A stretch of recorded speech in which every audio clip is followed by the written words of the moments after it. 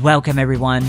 Welcome to the go-to platform where faith-driven entrepreneurs, thought leaders, and experts share their stories, wisdom, and expertise to inspire and impact others. This isn't just another interview series. This is a strategic platform designed to amplify the voices of high-level entrepreneurs, which especially includes kingdom entrepreneurs who are making a real difference in their industries. My goal is simple: to serve you, the expert, by giving you a stage to share your message, expand your reach, and create lasting value for others. Through authentic, in-depth conversations, we uncover the real journeys, challenges, and victories behind today's leading experts. Each interview isn't just content. It's a powerful asset that helps you to establish authority, increase visibility, and connect with the right people. So with that, let's dive into today's episode. Once again, welcome. Welcome, everyone. Welcome to another expert interview with Ken. And today I have special expert guest, Andrew. Andrew is into hospitality, and it's where the magic happens, whether it's a lively family meal, a quiet heart-to-heart over coffee, or handing a plate to somebody in need. Raised in Vermont, in a big food-loving family, he learned early on that food isn't just fuel. It's love, it's connection, and sometimes it's a little bit of bribery as well. Now in Savannah, Georgia, he pours out bold flavors and big heart in every single dish. Through his ministry and training programs, he helps churches, nonprofits, and businesses create spaces where they can make people feel seen, valued, and at home, because true hospitality transforms lives and builds community. So welcome, Andrew. It is a pleasure having you on today's show. And so what I want to start with here is I want to unpack your story. How did you even get to this place? How did you even start to dive into the hospitality field and all the things? Why are you so passionate about this? Tell the story that's behind that. Well, born and raised in Vermont, I started working in the kitchen industry when I was 14. Started as a prep cook slash dishwasher. I remember my first job in the kitchen was frying chicken, and I would stand at the counter and fry chicken for 6 hours a shift. I was doing, only on the weekends because working in school, but I would literally stand in one place all day long and just fried chickens. That was my whole weekend. Ended up really having a passion for cooking that was bestowed upon me from my grandmother's. My dad's mom was a career restaurant worker. She was a waitress, caterer, worked in bakeries, and she was the grandma that anytime you would ask her, can we go to McDonald's? She would go, why? I can make you a better burger. Can we go to Oh, KFC? Why? amen to that. Thank you so much for saying that. I'll, I'm like, I'll teach McDonald's. you how to fry chicken. I mean, and that was really it. She taught us that really you can show a lot of love through food. On the other end, my dad's a pastor. He's worked in the church my entire life. And growing up, I like to call my spiritual grandparents. We had this couple in our church that ran our mercy ministry. They ran our soup kitchen, our food pantry, our clothing ministry. And I was homeschooled in my younger years. So when my mom would get tired of dealing with me, arguing with me about doing school, she would call them up. Their names were Ken and Juanita. And she'd call up Ken and go, take him. And I would pop in this old Ford Ranger or a little Toyota Tacoma, whatever one was running that day. And we would drive around to different grocery stores, restaurants warehouses asking for donations and picking up food that was about to go bad or they couldn't sell, and then bringing it back to the church and processing it, boxing it up to give out, driving it to shut-ins. And I really got to see there what kind of power a little bit of kindness mixed in with a little bit of food could do, what kind of changes it could make in people's life. Like I said, I grew up in the church. I was a bit jaded by it because, when you see behind the curtains, you don't always agree with everything. And I ran from the church, I ran from ministry for a long time, always disheartened because I felt like it was missing something. As I got older and I turned back to God, I realized what the church was missing was a little bit of hospitality. We had been far more focused on turning our congregates into nickels and dimes and a number on a piece of paper instead of a person, a relationship. As congregates, we treated the church more as a to-do list. It was the last thing on the box for the week. Okay, I went to church, my week is done. When really we're there and we're called to be making relationships with each other. We're called to pour into each other's lives. That's what Christ's ministry on this earth was about. If you look back at his teaching, 9 times out of 10, it was done around a table or a meal, just with people interacting with each other, enjoying each other's company, and learning from each other. So when I was feeling called to start a ministry, that's where I leaned into. My goal is to teach people what real hospitality is, knowing that it's not a coffee hour at the end of service, but it's making connections, making relationships, pouring ourselves into each other so that way we really can make the church and this world a better place. I agree 100%. So yeah, it's not,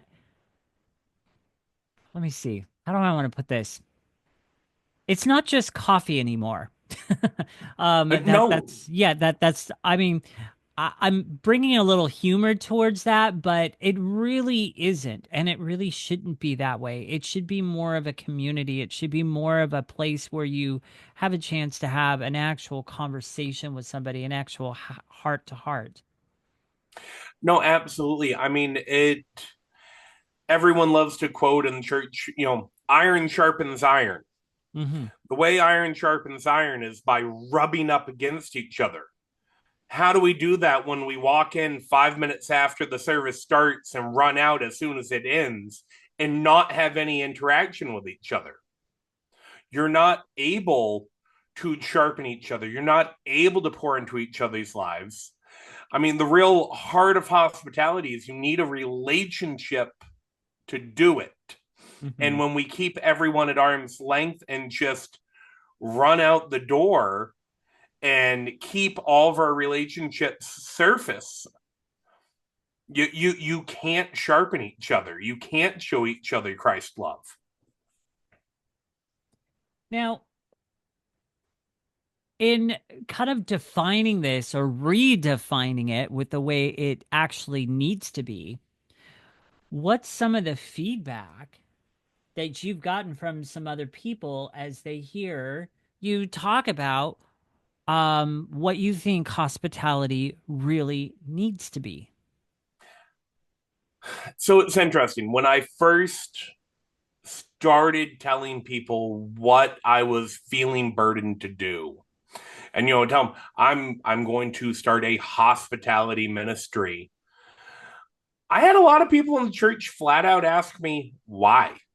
They literally did not understand the importance of it because they thought hospitality was the coffee hour after church, maybe having a community meal where all the church people talk together and then all the people that come in off the street just kind of file in and out and really have no interaction. They forget, and it's really a soapbox that I go into in my training. The word hospitality and the word hospital have the same root word. It's hopus, what means to make room for someone, typically a stranger, Mm, to welcome them into your area and give them a place for healing, mm, give them a place for rest. That's what hospitality is at its core, is giving people a safe place to feel valued and to heal. People wonder why five-star restaurants do so well. They think it's the beautiful plating and the sauces and the foams and all the wonderful things they do back in the kitchen. And as a back of the house guy, um, for those of you who don't work in the kitchen industry, they always split it as front of the house and back of the house. If you're mhm, a chef and wear a white coat, you're back of the house. If you're front facing people, you're front of the house. And typically there's a grand divide in between the two. But as a back of the house guy, I can tell you the hospitality happens in the front of the house. Yes, the kitchen staff makes wonderful food, but the hospitality really comes in, and the popularity of the five-star restaurants really comes out when you walk in the door and they know your name mm, and they bring you to the table and they welcome you in and they go above and beyond to really make you feel special. I believe it's Ritz Carlton that has the rule that they give every employee up to $5,000 to make an guest experience out of this world. And it could be as simple as you're from Chicago and you want the paper. They can make that happen for you to make you feel welcome, to make you feel at home. Now, it doesn't always have to be a big, grand gesture like that. Sometimes it's as easy as being at a restaurant and the waiter notices that you have a kid at the table that's kind of bored and they bring an extra set of crayons. Or one thing they used to do back in the 90s, I don't know if you'll remember this, where you're at a restaurant and if there was a small kid at the table, the waitress very often would bring a pack of oyster crackers and just drop them on the table for the kid to eat while they were waiting on the food to come. It's these little things that make people feel welcomed and valued. And it's those little things that we as a society have completely lost. And it's something that the church has lost because we are so focused on our program that we forget about the people. mm. When really the people should be our program. This is true. Um, Now, curious question, because I remember during our pre-interview, I think it was towards the end as we were trying to create a title for this episode. Mm, You mentioned saltiness and what yes. it has to do with hospitality. So, why don't you unpack that? What did you mean by saltiness, hospitality, and saltiness? What is that? So in Matthew 5:13, during Christ's sermon, he tells us that we are called to be salt and light. We are the salt of the earth, and we are to not lose our saltiness because what good is salt without flavor? Mm, Now, my father being a pastor, I was always told to really understand the Bible, you need to know two things. You need to know the historical context of who said it and when it was said, and who it was being said to. right.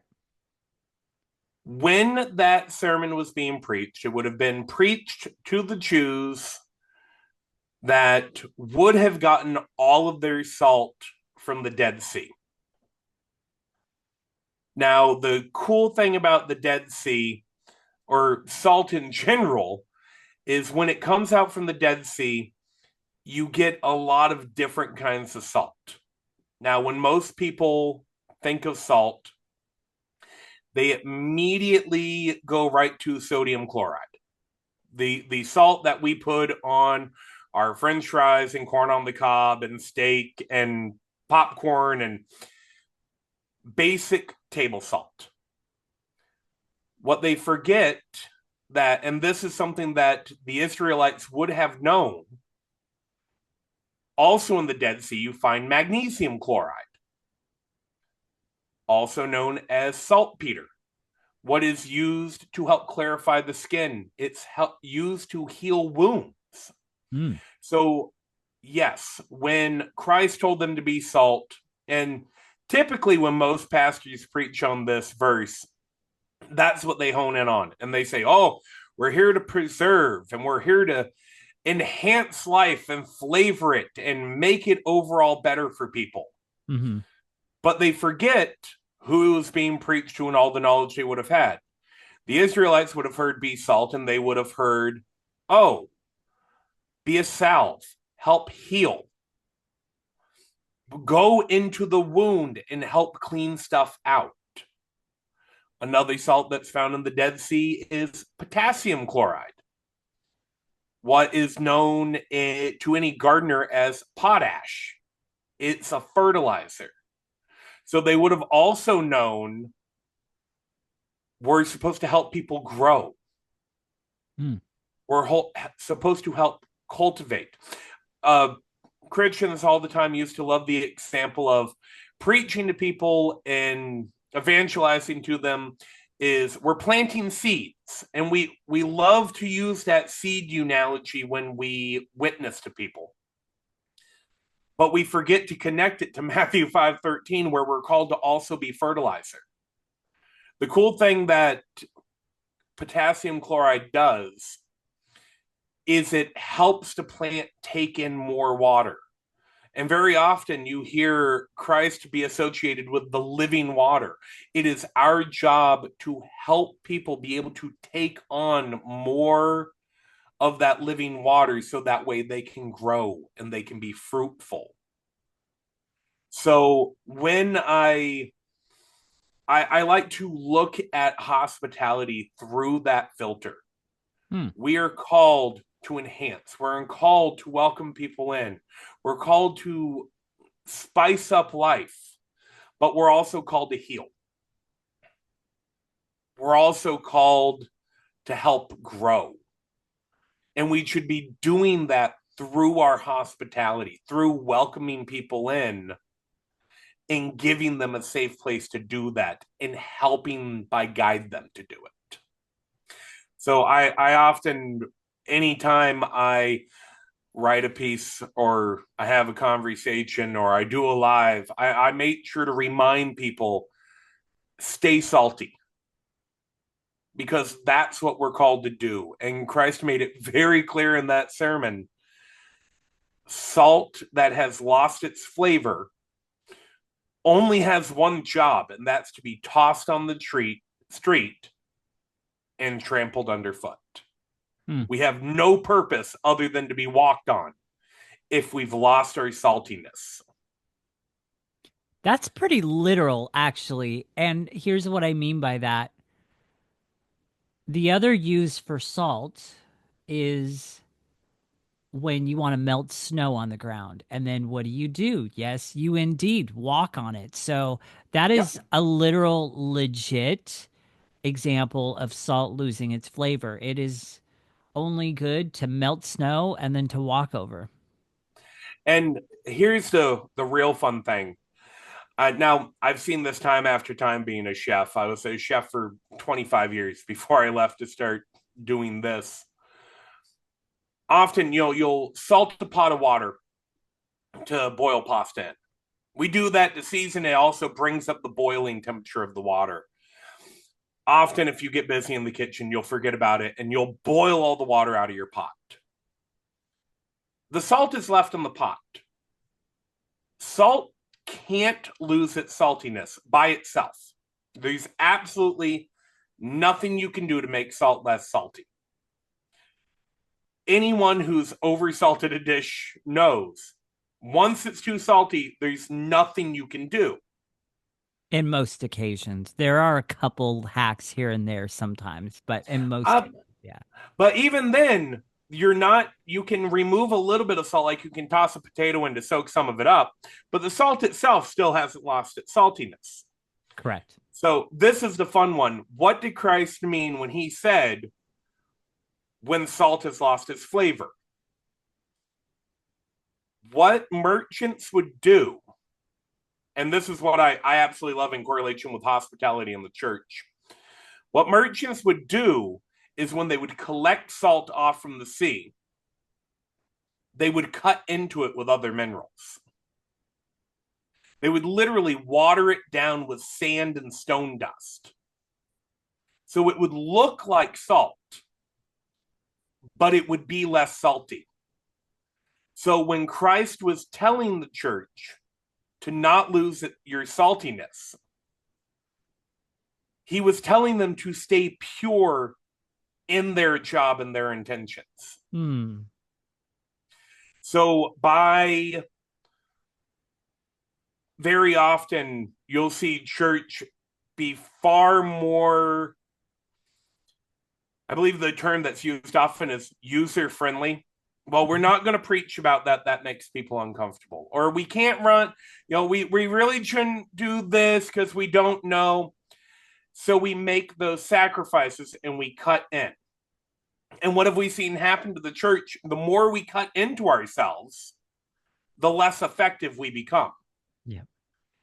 As a church, as a Christian, the more we're focused on our program or what else we have going on, the less effective we are in our hospitality, the less time we put into it. We've literally cut ourselves with other products and have started to lose our saltiness. So I really do. I use it as a strong reminder to stay salty, stay pure. Don't sell yourself short. Don't cut in. Don't be worried about that thing you have to do at home when you could be having a conversation with someone that they really need. Don't worry about running home to watch the game when you could be helping that guy out. How often do we not show people hospitality because of what else we have going on in our life? Right. Yeah. There's a lot of trying to figure out how I want to structure this. There's a lot of churches out there that I really do feel like they've lost the true mission, they've lost the true meaning of hospitality and what it means to really reach into people. And you are 100% correct. You know, there's a lot of church culture out there that is bent on showing up and then immediately afterwards they're gone, right? And I definitely think it needs to be more than that. Now, I myself, I'm not mentioning that because I'm Mr. Perfect. I'm guilty of that as well. And showing up Oh, and then without a doubt. not so much too much anymore because I'm the sound guy at my church. So not only do I show up and I got to set up the stage and help the worship team get everything plugged in, but also towards at the end of the service, I'm sticking around to put stuff away. I'm having conversations with the band. We're assessing things and different things like that. So it kind of almost forces me to be engaged and to talk to people. And plus, we have our community groups as well. Yep. And, you know, that I think too is a big part of it is finding a way you can serve in your church. Like, okay, I get it. If you've got to go home, and there's stuff going on, life is busy. I get that. Well, here's a hack that you can use. Get involved with something in church, some way you can serve and some way you can connect and talk to people. That is indeed a form of hospitality as well. Oh, So I without a mean, doubt. that's a hack you can use. It doesn't mean that you have to stay 20, 30 minutes after church if you really can't. then get involved, serve Right. in some sort of way, and, meet people around you that way. There's always a way around it. There's always a way, you can do things. I've been doing sound at my church for 8 or 9 years now. Um, and I You love know, it. it sorry to cut you off. Go ahead. It's an unpopular opinion. And I 1000% get dirty looks by a lot of church leadership when I make this statement. Hmm. But I hold true on it. I won't die on many hills, but I will die on this hill. So with that, With let that, let me actually lean into that as yeah. well, because I think you might be heading this way too, and you just mentioned it. But what are some examples of people doing it wrong? And then go ahead and So, continue what you were going to say too. oh So no, kind of link that no, in. that's perfect. I make this statement and I state it to anyone in any church, and I will forephrase this with I apologize to anyone this may wound. I say it in love. If you are a Christian and you attend a church and you do not serve in any capacity, you are not a member of that church. You just go to it. Hmm. Yep. We are called to serve, to be God's hand and feet. If you are not serving in that church, be it sound, mercy ministry, welcoming committee, passing out bulletins, sweeping up at the end of service, volunteering at youth group, going and doing home visits. There is a endless list of ministries at any church. If you are not helping in one of those, you are not part of that church. You just happen to go to that one every Sunday. A church, as we see in Acts, is a group of people Hmm. that do life and ministry together. And that is one of the lies that the church of today has told the world, that it's okay to just show up and go home afterwards as long as you put that check in the box at the end of the service. So that right there is top of my list. What we are doing wrong from a leadership standpoint, we need to be teaching this, that you are called to serve, you're called to Hmm. be active. 100%. And from a ground level standpoint, we should be active. So that numero uno. Another thing where people miss it. We are called to take up our cross daily. Yes. We're called to sacrifice. If that means I have to sacrifice a little bit of time at the end of church because the old lady who's a shut in that only comes out on Sunday morning wants to show me photos of her grandkids and tell me the same story about her nephew that won't call her back 20 times, then you know what? It is my duty as her brother in Christ to show her that love and sacrifice a little bit and take that time. I lose nothing by it. To stand there and nod and say, yes, Dolores, it's sad that your nephew hasn't called you. How are you doing? How have you been? Mm-hmm. Yes, tell me about your grandkids again. Because we are giving her a place, we are showing her love by giving her a place, an outlet. If I see a need in my church, very often, another place where we miss it. We often, I see this a lot now. I'm in an odd spot at the moment. I grew up in New England, as stated before, and I'm now in Savannah, Georgia. The church in New England is structured very different than it is down here. I mean, I'm in what's classified as the Bible Belt now. Up in New England, we were known as the Frozen Chosen because there were so few churches and so few Christians. Now I'm in a place where there's I can think of one 7 mile road where there's 20 churches. I don't know how effective they can be with having four services apiece that all only run a half an hour. I know it's ridiculous. If Sorry, I lost my train of thought there Hey, because I'm still wowed by it. it happens. It totally happens. It happens to me too. It sucks when it happens like on a place like this, but hey, no worries about it. You're Yeah. human. It's gonna happen. So So go ahead. You got it back? Go for it. yeah, I got it back. Awesome. We get so tied up in what we have going on.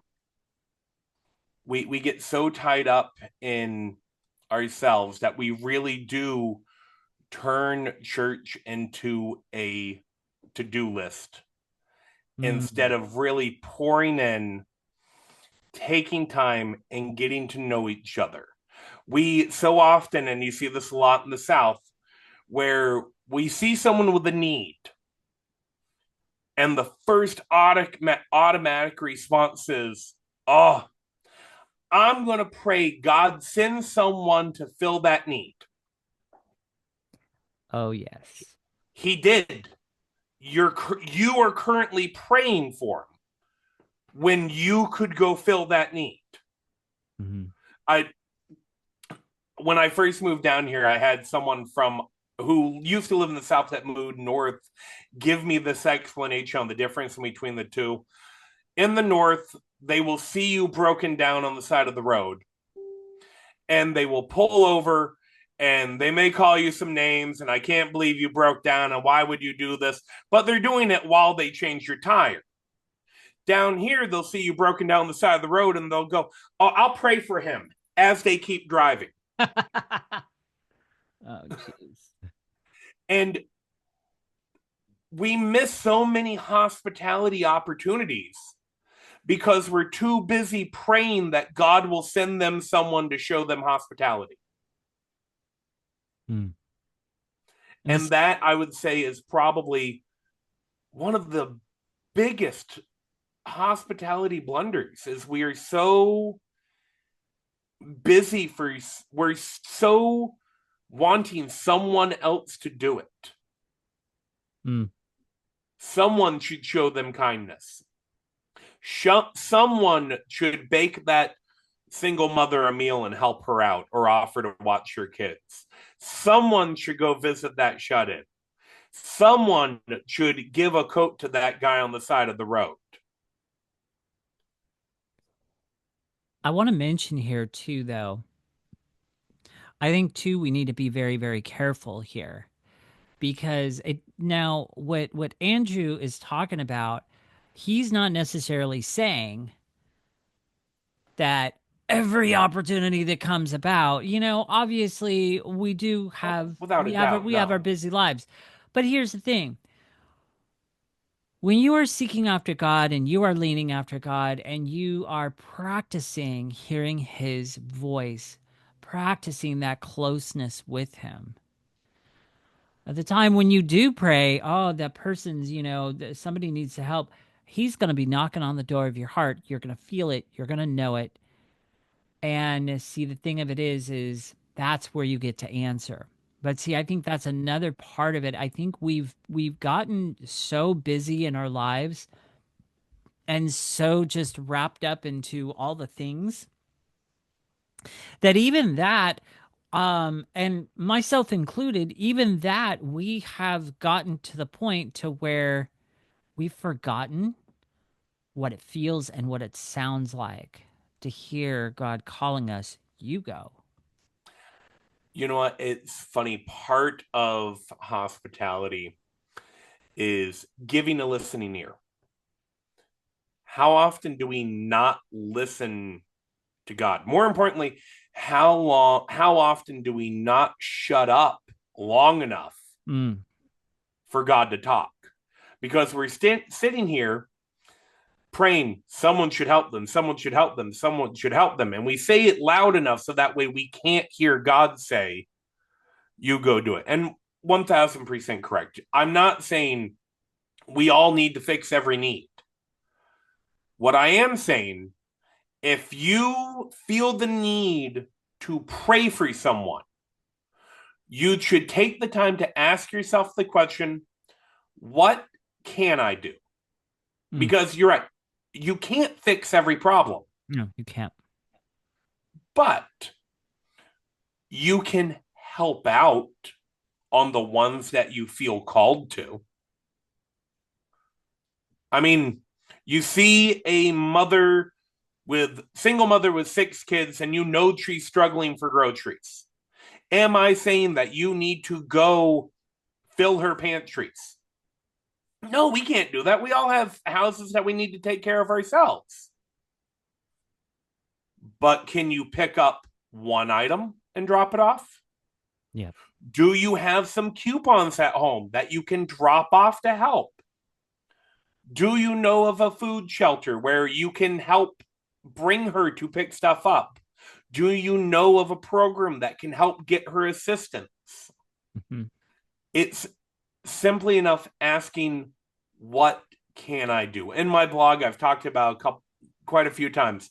Hospitality doesn't have to be perfect, because just like our relationship with God, it's the heart of it that matters. What we're not here, we're not called to fix the problems of the world. We're called to be willing to help where we can. Right. And the issue with that is it takes a willing heart to help. It does. Now, I wrote this down in case if I didn't have a chance to say it, but I want to insert this here. So I love the fact that you are saying hospitality doesn't have to be perfect.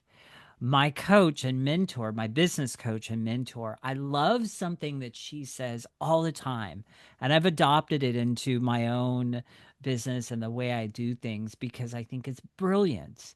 A lot of us are so fixated in doing things so perfect and so the right way, we miss the growth that can happen in doing it messy. Yep. That's something that my coach touts all the time. Go do it, even if you have to do it messy. Don't be afraid of the messy because we get to learn through the messy. That's part of being a part of the body of Christ. Is we're all a mess. We don't come to church because we're all clean. We come to church because we're a mess. I love that you went there with it. You'll appreciate this. I have never once understood when someone goes, I'm overweight. I'll go to the gym when I get into shape. That is that's like my mom when she used to hire a housekeeper. She would pick up the house before the Before the house. housekeeper came. Yep. And I'm like, why? When we That's do what the this, housekeeper's for.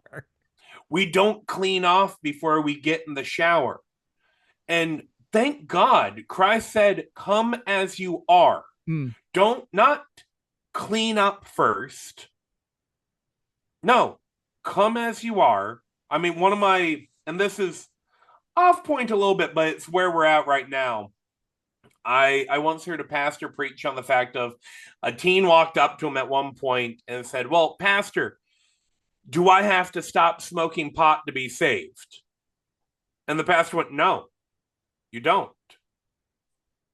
Through your relationship with Christ, you may feel convicted to stop, hmm but even the thief on the cross was saved that very moment. Yes. He was never baptized, he never had communion, didn't know who Jesus was from Adam, other than the fact that he was an innocent man being crucified. Therefore, he must be what he says he is. And that day he was in paradise. And far too often, the church takes the stance where we want you to clean up before we're going to help you out. Mm. The amount of people I've had some hard conversations with some people in church leadership, and I was utterly appalled at one point when I was talking to a church leader, and they literally said the phrase, Why would I associate with those kind of people? That's your ministry, my friend. Those kind of people. Mm. Those people.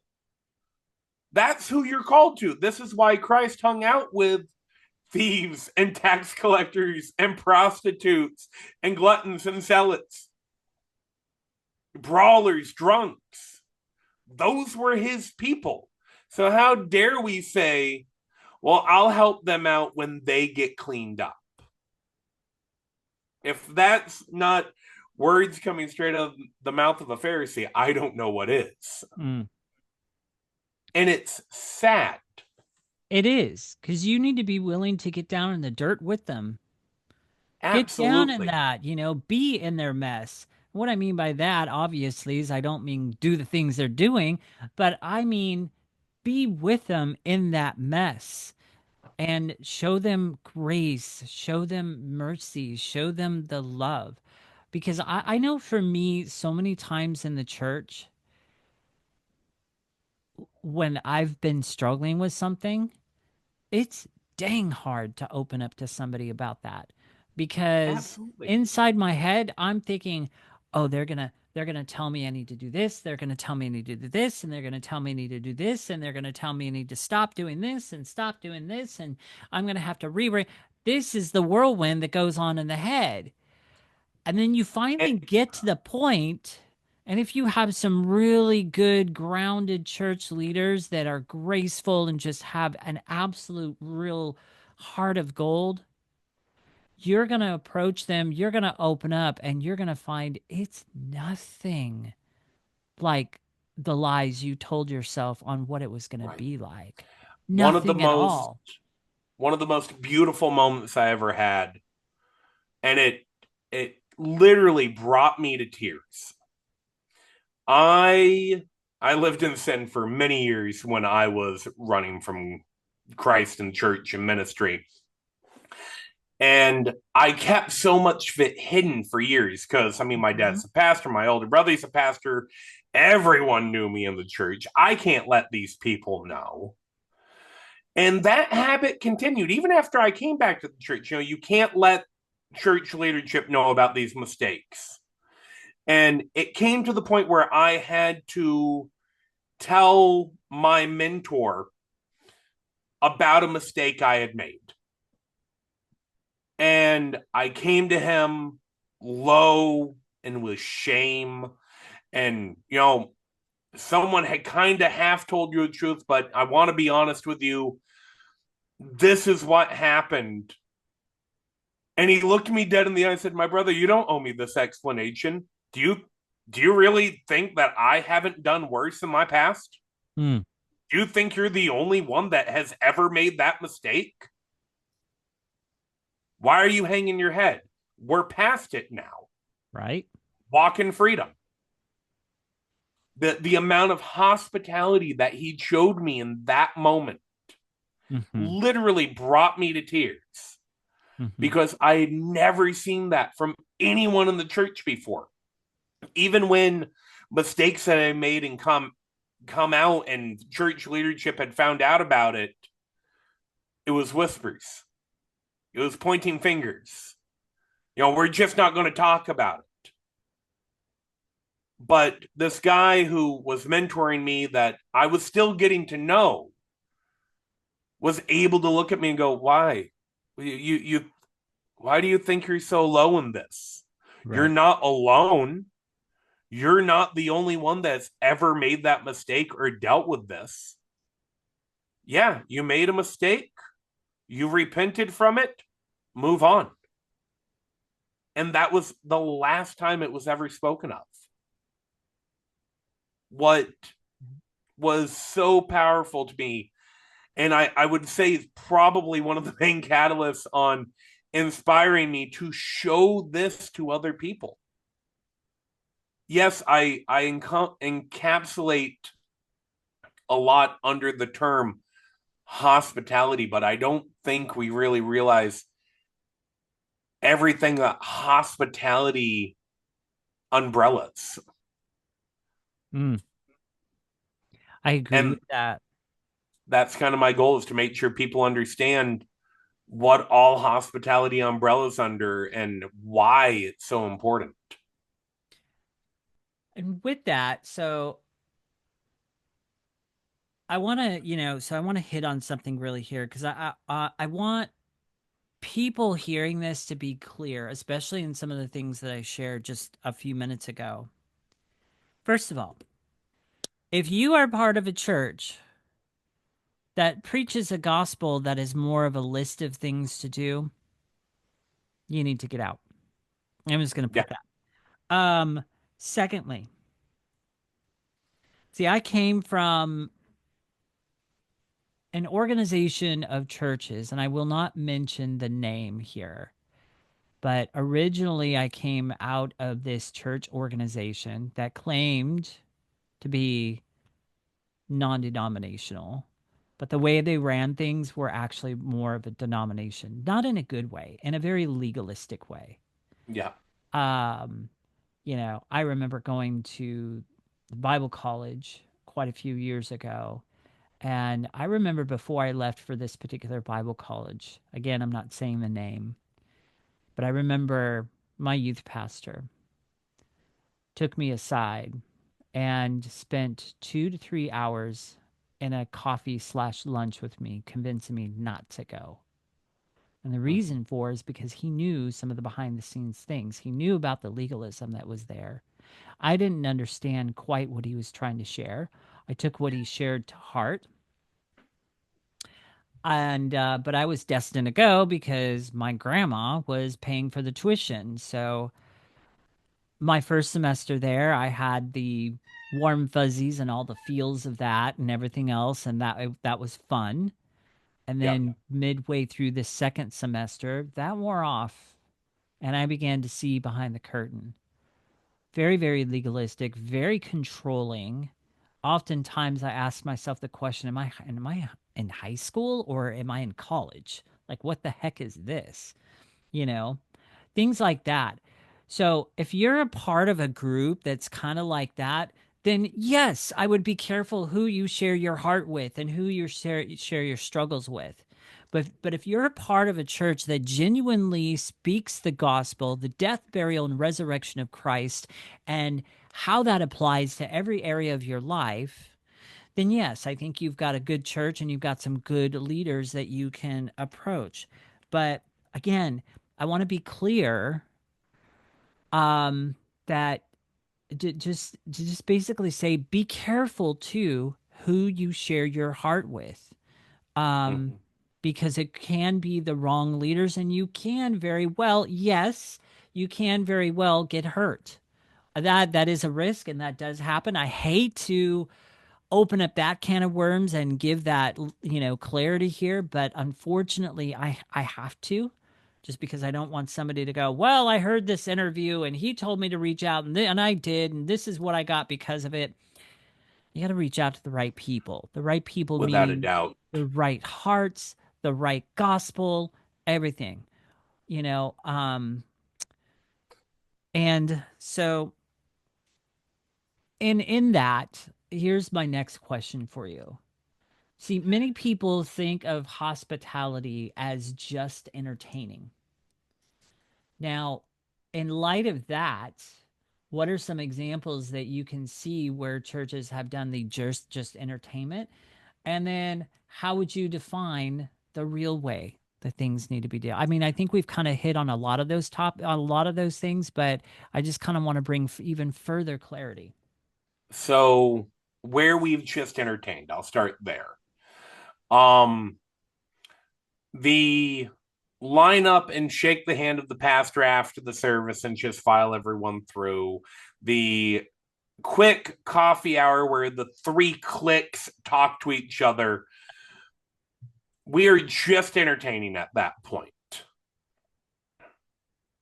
To hone in on some of the nuanced, some of the places where we don't realize what hospitality are. And I'll share my three favorite Bible stories with nuanced hospitality or unconventional hospitality.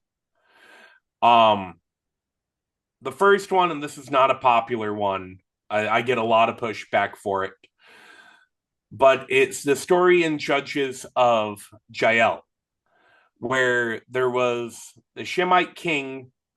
He was a warlord. They were ransacking the Jewish people, and he came to her tent and demanded a place to rest. And she welcomed him in, and then promptly, as soon as he fell asleep, put a tent stake through his head. Hmm. She did that by showing hospitality to her people by protecting them. She stopped a threat that was actively trying to harm her people. Now, I know that is a very touchy subject in a lot of churches where they are concerned that we shouldn't have armed people in the church because we're supposed to only show love. But how much love is a pastor showing his congregation if he's not protecting them? Part of being a shepherd is protecting your flock. That's taking care of the wolves too. And that one gets preached against a lot. On the same note, directly following that, another unconventional form of hospitality is the Song of Deborah. Ooh. As soon as she took care of the war king, Deborah praised her for it, uplifted her. She stood next to her for doing the hard thing. And then, in the same breath, looked at the leadership of the Israelites and said, "Where were you? Mm. Why didn't you protect us? Mm. Why did you leave it to this woman?" Having hard conversations, aligning yourself with people who are doing the right thing, even though it may be unpopular, is a way of showing hospitality because you are showing them value, you are showing them love. And often the church doesn't want to do that. Someone says something unpopular. Well, we're just not going to talk about it. We'll just leave them over there. And yeah, that happened. I'm not going to give an opinion one way or the other, instead of aligning themselves with what is right in the sake of fear of being unpopular. We as Christians should be standing for what is right, even if it's unpopular. If it's right and it's biblical, we should stand for it. But often we're too afraid to. Oh my. You just might have opened up a little bit of can of worms because I don't want to have a long conversation about this because it's almost time for us to start to wrap up.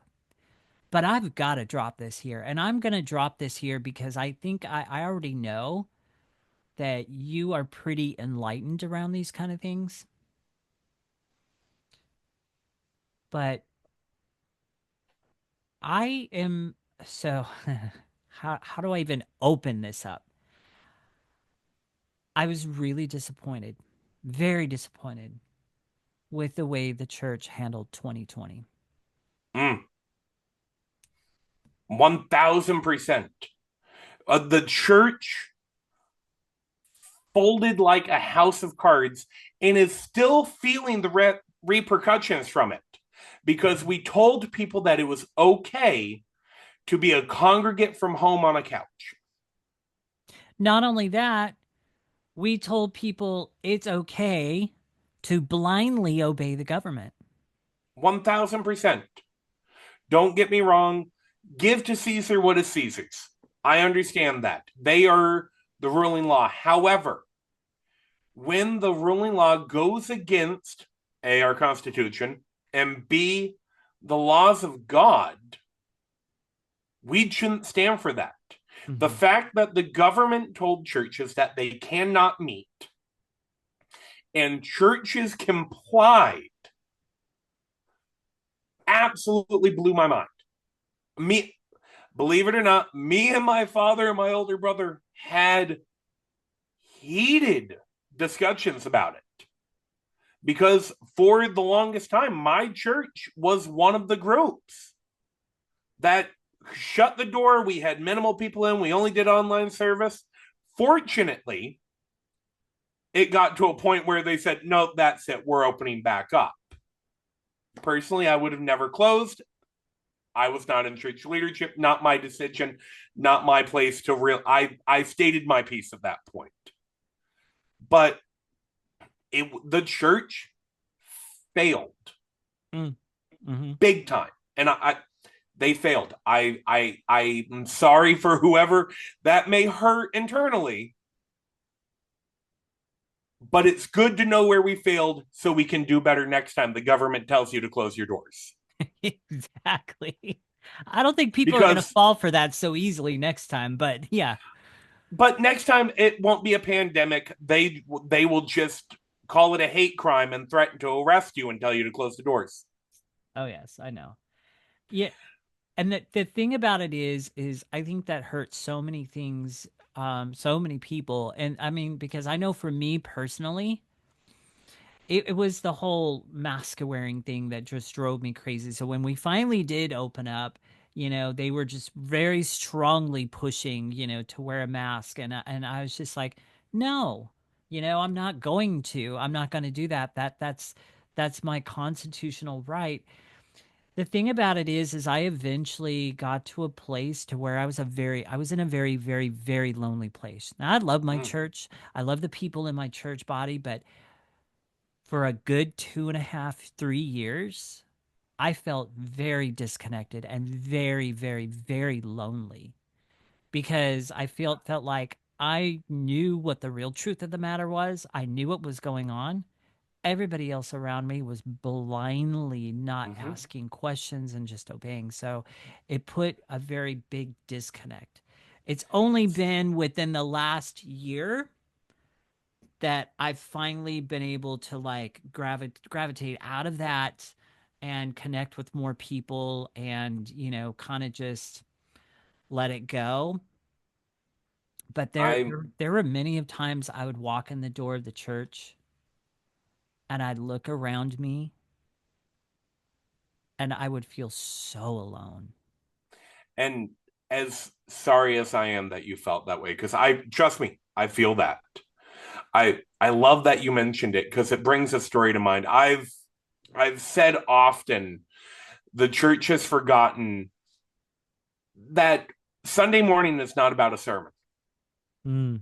The preacher could show up and never preach, and it would still be church because Sunday morning is for the gathering of the saints. And I'm reminded of a story from D.L. Moody, uh, famous preacher, Great Awakening, started a seminary school near my hometown. I actually used to work. Actually, I was working on his campus during the pandemic. Anyways, at one point, someone asked him why it was important to go to church when they can study the Bible on their own.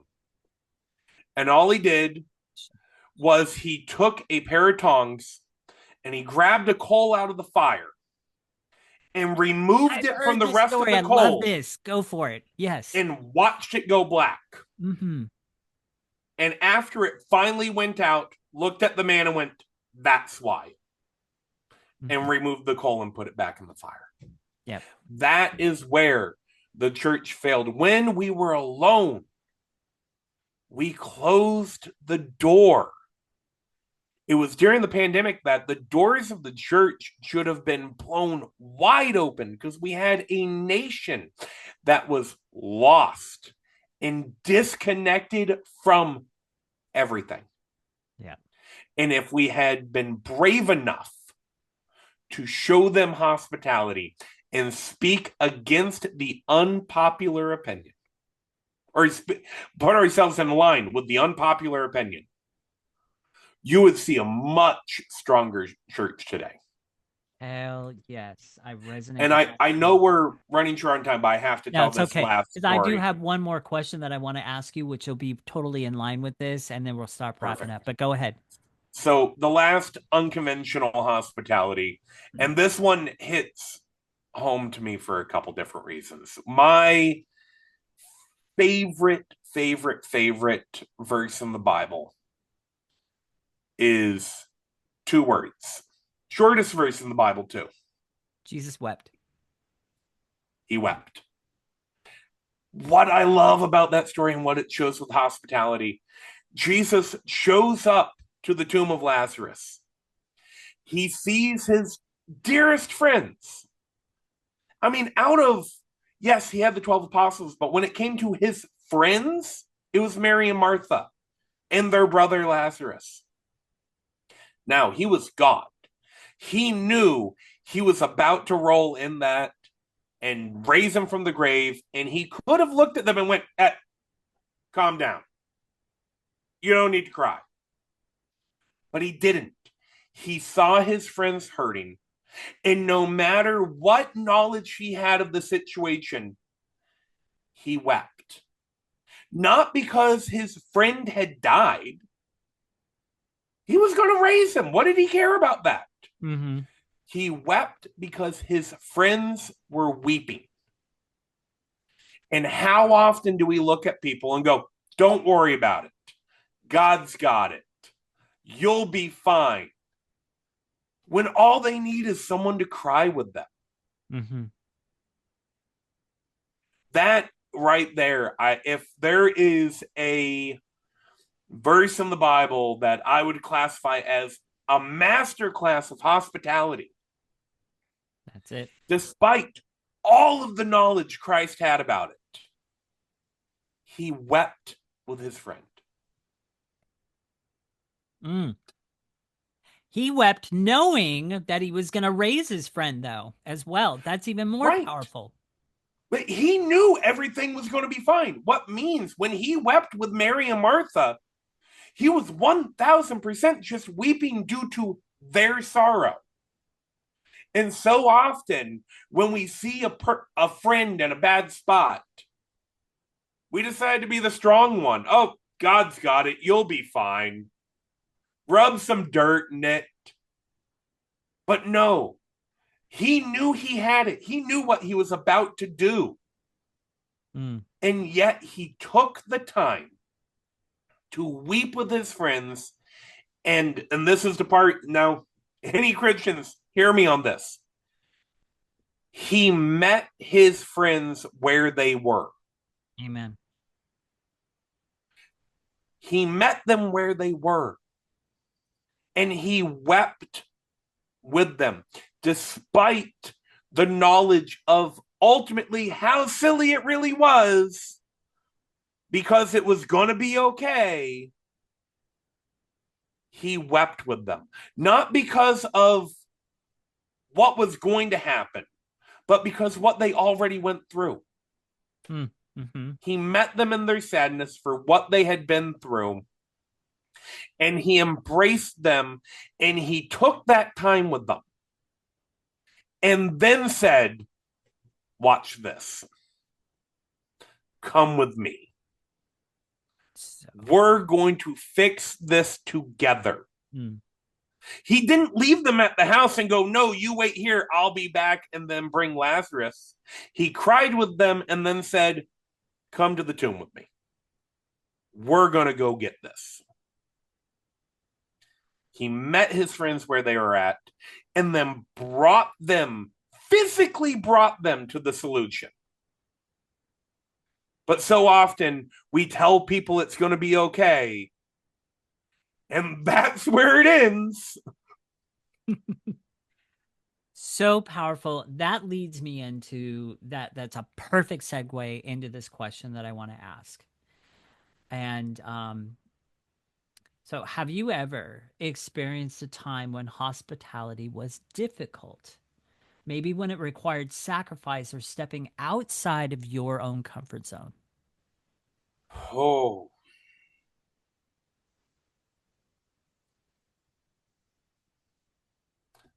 yes. Um, I stumped you on that one. no, you didn't stump me. I'm trying to figure out how I want to word this. Ah, gotcha. That's kind of what I meant by stumping, is you're Yeah. trying to figure it out. So it's not something I talk about often. Are you comfortable with sharing it here? Yes, I'm Okay. comfortable with it. I I'm just will making state sure. no, I will state we're going to touch on it, then we're going to move on to the later part of it. Okay. So Go for it. However you want I to tell the story, go for it. so through many different turns, I was abused by a friend when I was younger. Hmm. That has given me a very sour outlook on anyone who abuses kids. I will state it was no one in family. It was a friend. My family had no clue until I was in my late 20s. It was kept very hidden by everyone but myself. That being said, I don't have a ton of tolerance, and I find it very hard to show hospitality to anyone who has ever participated in activities like that. That being said, I used to work in the mercy ministry at my church. And very often I would see people that were convicted of such things and had come out, but had yet found themselves in a tough place and were in need of hospitality. And it was hard, but you still have to show it. Hmm. Sometimes I have a friend, my sister has a friend who's a personal trainer, and he has this mantra that he constantly says, and we use it in our house a lot. I tell my son this a lot. You can do hard things. So many people want to just not do the hard thing. They want to, nope, that's hard. I'm all done. You Hmm. can do hard things. Yes. And many times, and it got very difficult at one point when I came across someone who not only had abused someone but had abused someone that I knew. Oh. But you know what? Still got him that box of food. Still handed him a Bible. Still reminded them that God loved them and that they need to be in a relationship with Him. Was it easy? No. I don't even know if Did I could have done that. I don't even know. did I enjoy it? Not even a little bit. Not even going to lie about it. I loathed every moment of it. Didn't matter because we're not called to enjoy it. We are called to find joy in everything. And I take joy in the fact that that person currently goes to church every Sunday and that they follow all the rules that the state has put on them, and they sit in the top back corner of the balcony and they protect themselves while protecting other people, and they know that there are strict guidelines that they will be following. But they still are walking in Christ now after their mistake. When I know full and well that if I had not shown hospitality, if I had done what I wanted to do, it I joke about it on my blog. You can kind of see it now. You'd really see it if I stood up. I am 6'4" and 300 plus pounds. I am not a small man, and I have a pretty big temper. I wanted to break him. Hmm. But what damage would I have done to his soul Could have cost his salvation. if I didn't just keep my mouth shut, give him the food, give him the pleasantry, And so often we forget, like like we said earlier, hospitality doesn't have to be perfect. Nope. Was it a kind hello? No. It was very much a deadpan hi. It was very much a here's your food. Oh, you need a Bible? Yep, here's your Bible. Yep, church services are on this time. As minimal as I could do. Am I ashamed at how minimal I did? Yeah, I could have done better. But I did what I could, despite how hard it was. Hmm. And that is a reminder that we all need. Like we said earlier, no, we're not going to fix every problem. I'm not saying you have to fix every problem. But what I am saying is, what can you do? That is a powerful story, my friend. I don't even know if I could have, I don't even know if I would have had the strength because I know myself and there's been stuff that has happened in my past um, with my own dad. So no, I didn't get abused, but there's a long story behind my mom and Mm, him, the marriage and different things like that. He was a very controlling person. And I grew up in an atmosphere where I literally over time completely disconnected him from my heart. And yep. eventually in the later years I disowned him as my father in my heart. Never told him. Um and my mom finally made the right decision to divorce him around 2013, which was an amazing thing. But it's only been in the last year and a half to 2 years, that I've been digging into my own heart and trying to actually work through some of the situation, some of the Mm, things that I know that I'm holding on to inside. Not because, not because things are going on and it's just where God has me right now. There's a yep. long story behind that, which we don't have time to go into, but I know what I've harbored in my heart against him for years. And so that's why I say I don't know if I would have had the strength to do that. Now I know that you didn't share that story to get kudos, but I'm giving you kudos anyhow, and I'm like, wow, Thank you. dude, that's crazy that You you know, were able to do that. I just want to kick him for anyone who's listening. I am not saying that anyone has to do what I did because, in all honesty, with what I was feeling and what I wanted to do, it would have shown just as much hospitality. I think this is a point that some people need to know. If I had just exited the room and let someone else take care of it, because I could have done that as well. I could have looked over, and this is where you need to know where you're at. Looked at someone who was working it with me and go, you know what? I'm going to need you to take care of that Mm-hmm. because I'm not able to do that. It Hospitality really needs to have the doctor's creed of like, look, just do no harm. And sometimes not doing harm is removing yourself from the equation and knowing when it's better to have someone else pick it up. Mm-hmm. You may not be equipped to handle every situation. Sometimes the best you have is making a phone call to someone else because you know someone else is equipped for it. Mm.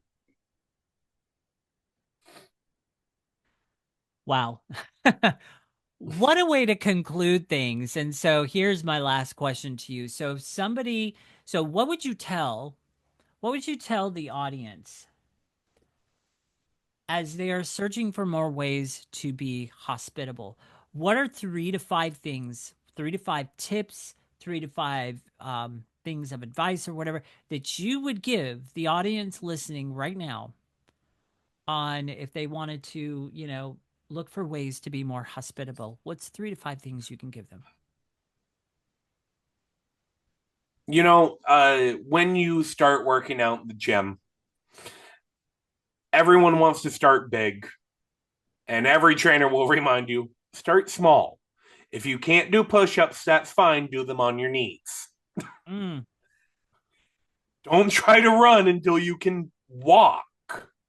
So, if you want to start small. Do the small thing.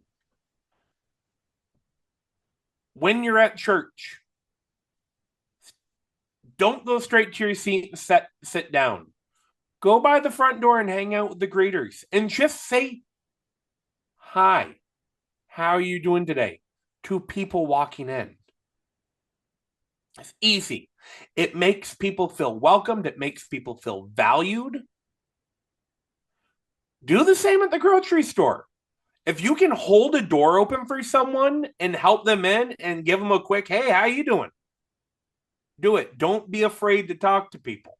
mm, I'm not saying you've got to carry on a full-blown conversation with them every time, but a quick hi. How are you? Can I get that door for you? It's an easy thing to do.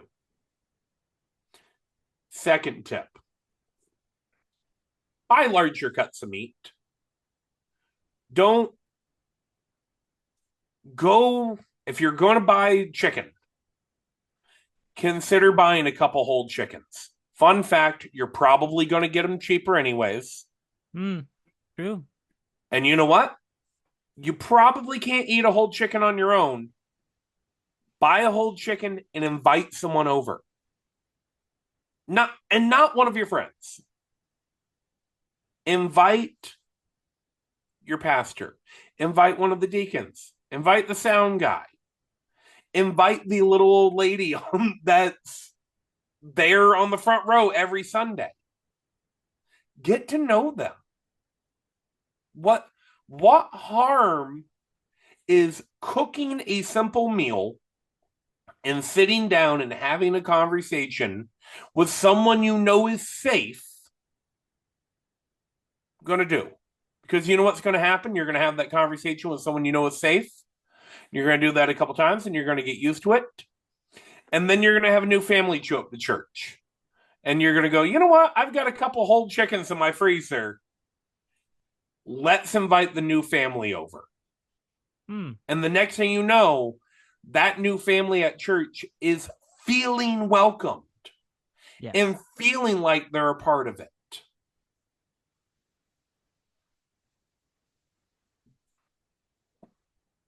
Fun fact, and I'm careful on how I word this one. I do not believe that you should ever hand money out your window to the guy standing on the street corner. Don't hand him money. No, take them into the grocery store, buy them what you know that they need so that you know that you've used your money in the proper way with them.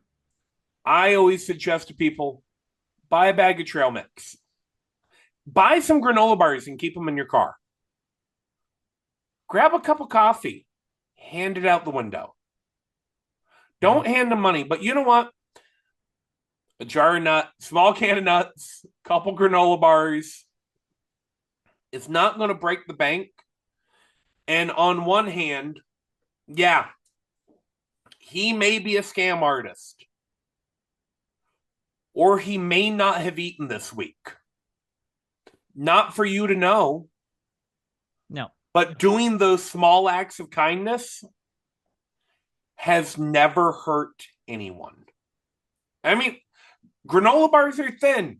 You don't even have to roll your window down all the way. Just roll it down a crack and shove it out and say God bless as you go past if you don't feel safe doing it.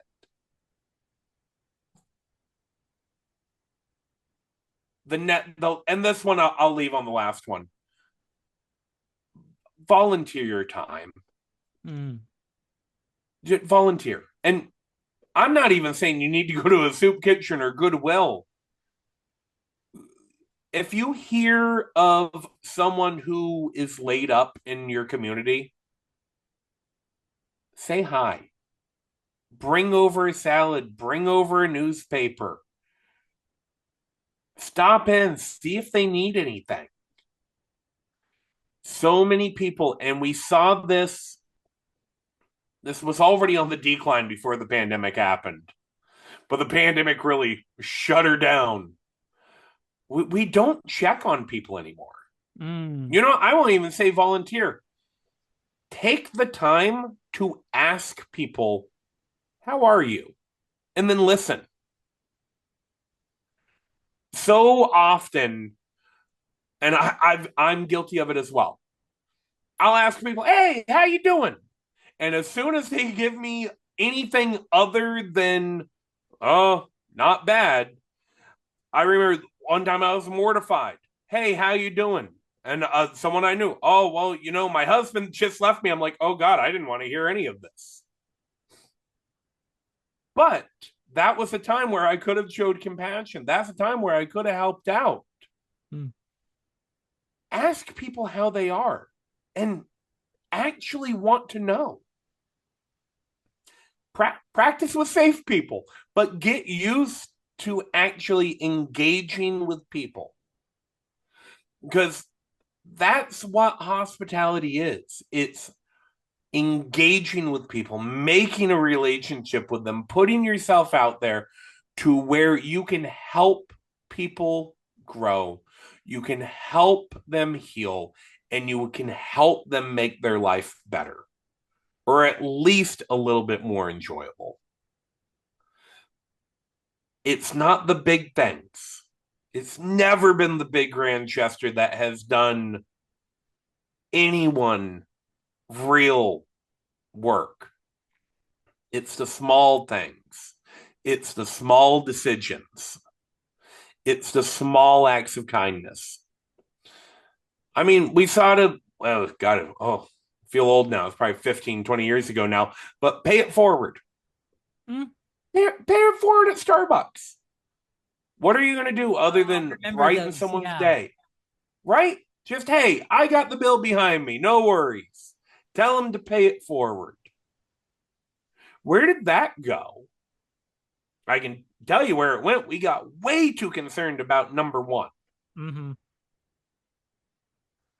We need to realize that Christ made it very clear the first shall be last. We need to stop worrying about number one and start worrying about how we can make other people rise above where they Absolutely. are. So, yeah, those are the tips I would give. Powerful, powerful way to wrap things up. Now, in that, how can people reach out to you and connect with you if they want to work with you, if they want to speak with you, or they just simply want to connect? What are two of the best ways? Um, I would say the two best ways. The number one best way is to go to my website, saltlightandhospitality.com. I have a contact us page. It has our email. It has a telephone number where you can reach us. It has my background, my resume, the writings, the teachings, how to book trainings, what they look like. That's the number one way. The other way, go to our Facebook page, same name, Salt Light and Hospitality. Give a like, give a follow. We give updates at least twice a week on there, and I'm always available through messaging there as well. Amazing. So, you guys, the links to connect with them are going to be in the description below this video. So, if you have any more questions about hospitality, or you want to start a hospitality ministry, or you want to connect with Andrew, click on the links below. They will be provided there, as well as his entire bio that I read in the beginning. And so, with that, as we're wrapping up here, so just a couple of announcements. Well, actually, one announcement to the viewers listening or watching wherever you are in the world. So, you may not, maybe this is your first time seeing an episode on any of my platforms, and this is the first time you've met me. My name is Ken Kleinberg. and I am a mastery weight loss coach. So I've lost 62.5 pounds, and I've been able to keep that off for actually 7 years now, all without a diet and having that be sustainable. How have I done that? Well, simple. I've allowed enough time for each change in habit and my journey to sink in and become part of who I am. That's just a little bit of an insight on what I teach my clients. And right now, you guys, I am giving away my 3 secrets to help you break free from those hunger issues, those snacking issues, the sugar addictions, the emotional eating, losing weight and keeping it off finally, all in 3 phases with me. So you will be equipped with an empowered mindset shift, number one. Number two, you will be equipped to avoid, or you will be equipped to see past the industry lies and avoid the common pitfalls. Number three, and lastly, you will be equipped to see past the marketing deceptions of this industry. They very crafty and convincingly show you that their products are healthy, when in reality, all you're buying into is marketing deception. I help you to see past all that in just 3 phases with me. And right now, this mini educational boot camp that I have running is only going for $97. I don't know how long that price is going to last. I know my coach has already been hinting to me it's almost time to raise your prices again. Please let people know. So that's what I'm doing. Right now, it's at $97. My boot camp has literally been valued at $1,500. That's not my words. These are words out of other people's mouths that I've given an insider look to, and they've walked away going, I would expect to pay $1,000 to $1,500 for that. It's going for only $97, you guys. You've got nothing to lose but those extra pounds, and you've got everything to gain in the right way. And even if you are on some kind of other plan and you're working with somebody, this boot camp, because it's educational and it's a foundation, will literally supercharge what you're already doing. It's going to fill in some gaps that's going to complement what you're already doing right now. So the link to join that boot camp is also going to be below in the description, underneath all the ways you can connect with me. And so don't wait. Don't wait for the price to raise. Don't make excuses. Jump in. Because, like I said, you got nothing to lose but those pounds. You got everything to gain in the right way, in a very freeing way, which is exactly what will happen. So, with that, you guys, thank you so much, Andrew, for being a part of this interview. Thank you for being willing to spend your time and come on here and allow me to ask you questions. Probably there might have been a Absolutely. couple of them that maybe threw you a little bit, little bit out there. But man, what a powerful message today. Thank you, Andrew. Thank you so Thank much. you. I You, appreciate the ability to come on and chat. You're welcome. You're welcome. All right, you guys. So have a great rest of your day or evening, depending on where you are in the world and what time of day you are listening. And I will talk to you on the next expert interview. Talk to you guys later.